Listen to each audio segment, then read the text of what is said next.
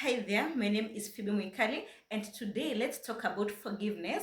We are always told that forgiveness is divine. What am I saying? In this world, utapata tu, there are people who will ever cross your lanes.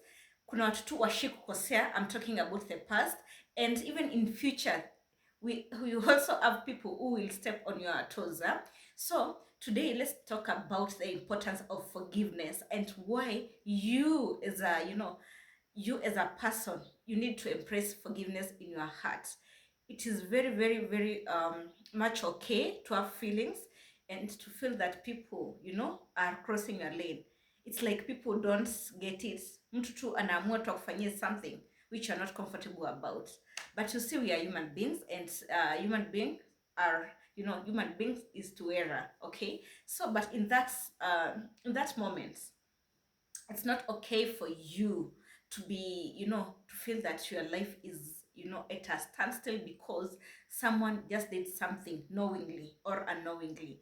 It's good to know that for you as a human being, even for you to move on and to go to the next phase of life, it is important for you to pursue forgiveness.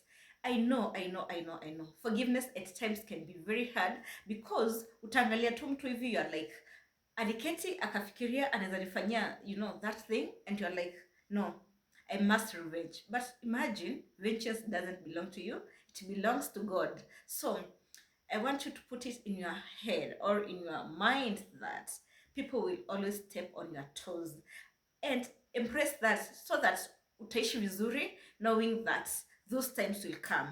And when those times come, it's important for you to know that itabidi usame, yeah, you forgive people. Okay, so I've seen situations in which people have gone to a very what to wameenda to broader, lengths to kukosea tu watu, and it is so hurting, because even in the recent times we have seen what has been happening in the social media. Unapata tu mtu umekosana na mtu, and instead of you forgiving that person, you want to take matters into your own hands. And guess what?